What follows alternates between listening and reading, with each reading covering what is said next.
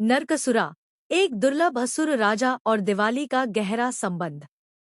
नरकसुरा, जिसे नारका या भौमसुरा के नाम से भी जाना जाता है, भारतीय मिथक कथाओं में एक महत्वपूर्ण व्यक्ति है, खासकर दिवाली के त्योहार के दौरान। इस ब्लॉग में हम नरकसुरा के परिवार, उसकी राजधानी और उसके जीवन से जुड़ी कहानियों पर रोशनी डालते हैं, जिसे हम उसके चरित्र और हिंदू धर्म में उसकी जगह को अच्छी तरह समझ सके। जन्म और वंश। नरकसुरा एक असुर राजा था जिसे भौमा वंश का स्थापक माना जाता है, जो कि प्राचीन असम में प्रगज्योतिषा कामरूपा नामक राज्य था। उसका जन्म भूदेवी, पृथ्वी माता और भगवान विष्णु के वराह अवतार से हुआ था। भूदेवी पृथ्वी की देवी है और वराह अवतार वही रूप था जिसमें विष्णु ने भूदेवी को हिरण्यक्षा राक्षस से बचाया था। इन दोनों के दिव्या मिलन से नरकसुरा का जन्म हुआ, जो एक भविष्यवाणी का हिस्सा था, एक शक्तिशाली लेकिन अंत में दुष्ट बनने वाला राजा। राज्य और शक्ति का विकास। नरकसुरा ने दानव राजा घटकसुरा को हराकर अपना राज्य स्थापित किया। उसने प्रगज्योतिषा में एक मजबूत और समृद्ध राज्य बनाया, जहां प्रशासन और सैन्य व्यवस्था काफी मजबूत थी। ये राज्य आज के असम से जुदा हुआ माना जाता है।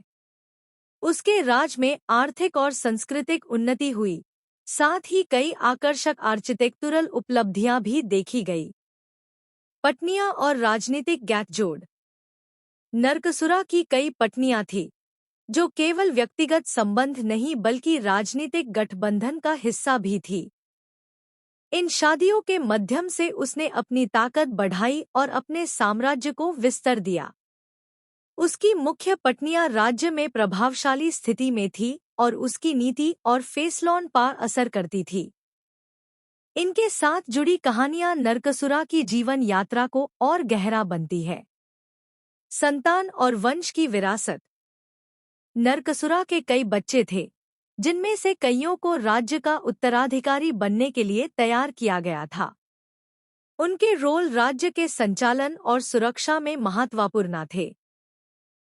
उनसे जुड़ी कहानियां कई महत्वपूर्ण घटनाओं और संघर्षों को दर्शाती है, जो प्रगज्योतिषा के इतिहास में महत्वपूर्ण मोड़ लाती है। उनके वंशज भी राज्य की विरासत को आगे बढ़ते हैं। एंट और पाटन। नरकसुरा का शासन अंत में अत्याचारी बन गया। उसकी बढ़ती अहंकार और अन्याय से भगवान कृष्ण और उनकी पत्नी सत्यभामा ने उसे युद्ध में हरा दिया।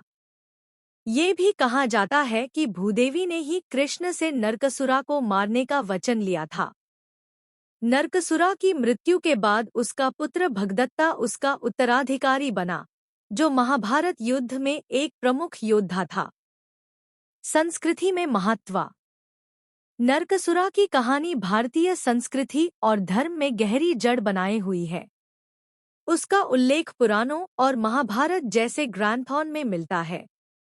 कृष्ण द्वारा नरकसुरा की हार को दिवाली के दूसरे दिन नारका चतुर्दशी के रूप में मनाया जाता है। ये जीत हमेशा के लिए अच्छाई के बुरे पर विजय का प्रतीक है और यह बताता है कि अहंकार और अत्याचार का अंत निश्चित है।